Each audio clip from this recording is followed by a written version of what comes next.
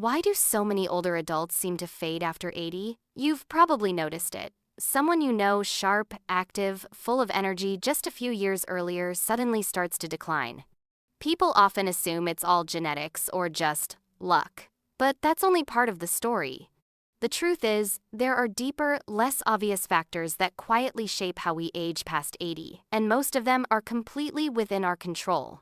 In this video, we'll explore 5 powerful but overlooked reasons why many people struggle to stay vibrant after 80. These aren't the usual suspects like diet, smoking, or exercise.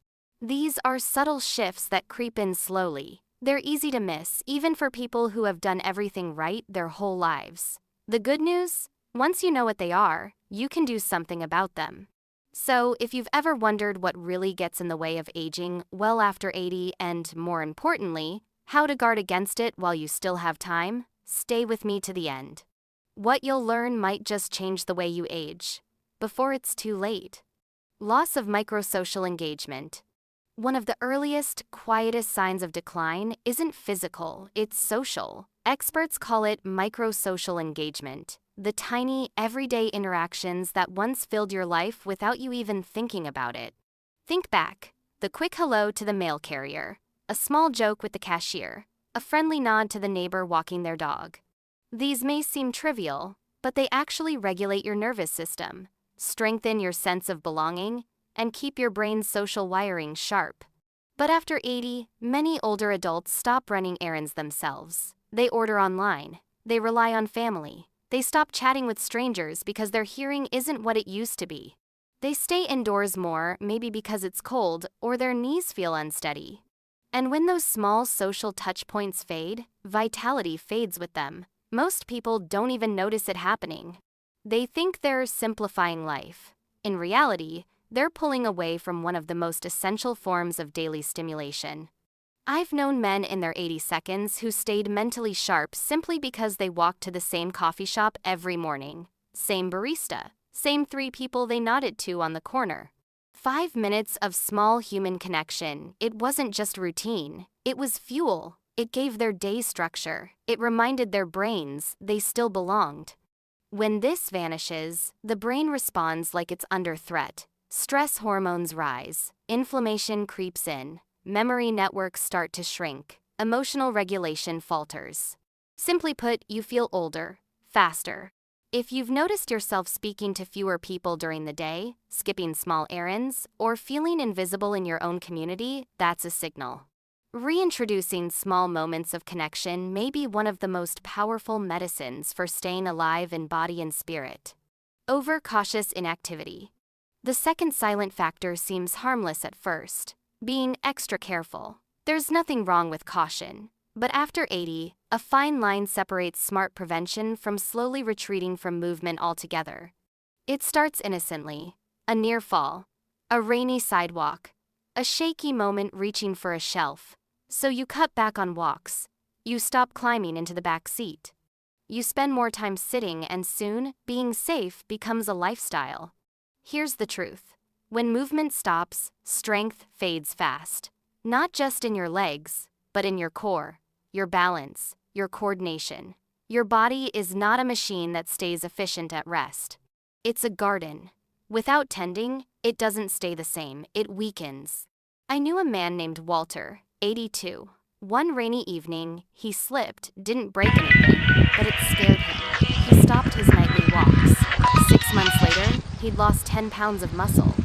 His legs felt like jelly. His balance declined. Not because he was getting old, but because he'd stopped moving. This isn't about ignoring real risks. Use handrails, wear stable shoes, clear walkways, use a cane if needed. But don't let fear dictate your movement. The body forgets how to move when it isn't asked to. If you've noticed yourself doing less, not because you physically can't, but because you're worried about what might happen, pay attention to that. Staying alive after 80 isn't just about avoiding falls. It's about reminding your body it's still needed every single day. Disrupted sleep cycles from irregular light. Inside your body is a silent clock, your circadian rhythm. It governs everything from mood and metabolism to immunity and brain repair. And after 80, this clock becomes more fragile. One of the biggest disruptors? Too little natural light during the day, too much artificial light at night. You nap in the afternoon more. You go outside less in winter. You keep the TV on late. Over time, your brain loses the clear day versus night signals it relies on to regulate sleep. Bright morning light tells your brain to wake up, energize, and focus. Darkness tells it to release melatonin and repair. But without enough morning light or with constant nighttime screen glow, the system scrambles. The result? Groggy mornings, restless nights, foggy memory, lowered immunity, even higher risks of cognitive decline. I once met Helen, 84, who felt constantly tired. Her labs were fine, her diet unchanged. The solution wasn't a pill, it was light. Her doctor told her to sit by the window for 20 minutes each morning and turn off screens an hour before bed. 2 weeks later, her sleep, mood, and clarity improved dramatically. Light exposure is medicine. Let the sun reset your rhythm. Step outside early. Dim lights at night. Your body doesn't just age from wear and tear, it ages from disorganization. Re-establish your rhythms, and you tell your body, we're still here. We're still on schedule. 4. Emotional suppression from loss and isolation. By 80, most people have carried more loss than younger generations can imagine. Spouses, siblings, lifelong friends, sometimes children. Society offers polite sympathy, but rarely acknowledges how these accumulated losses live on inside the body. Many older adults slowly swallow their grief. They stay strong. They put on a brave face because they think they should be used to it by now. But unspoken pain doesn't disappear, it embeds itself in your nervous system. It affects hormones, digestion, sleep, immunity. It quietly drains vitality. I think of George, 86, who lost his wife of 60 years. He didn't cry much. He said he was fine. But within a year, he'd lost weight, stopped going out, and struggled with sleep. Not from illness, but from unreleased grief. What keeps people alive well past 80 isn't just physical resilience, it's emotional ventilation.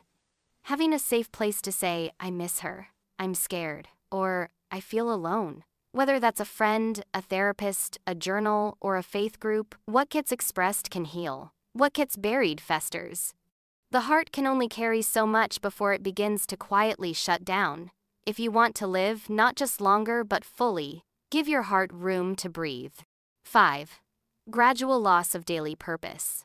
Perhaps the most invisible factor of all is purpose. Not grand philosophical purpose, daily purpose.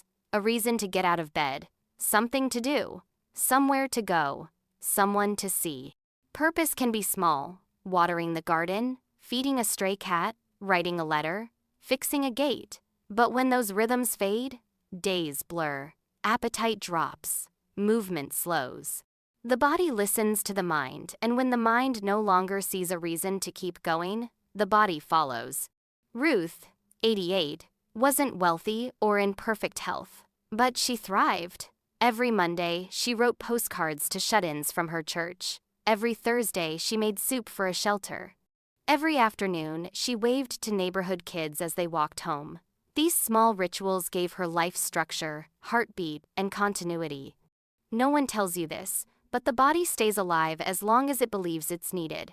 Purpose, even the smallest kind, fuels your cells, keeps your organs humming, and keeps your brain alert.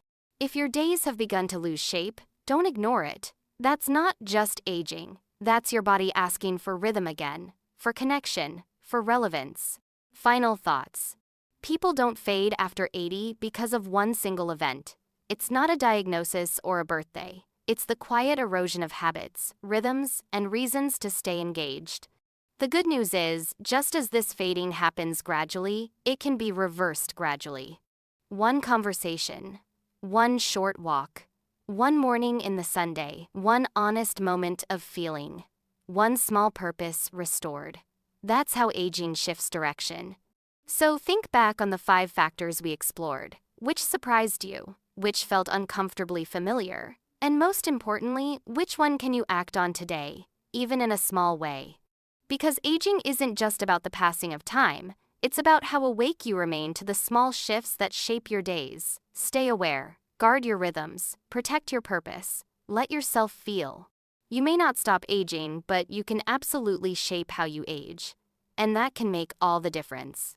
If you found this video helpful, don't forget to like, subscribe, and turn on the bell so you never miss new insights on aging well. We share powerful, practical tips to help you stay sharp, healthy, and full of life at every age. Join our growing community today. Your journey to a longer, more vibrant life starts here.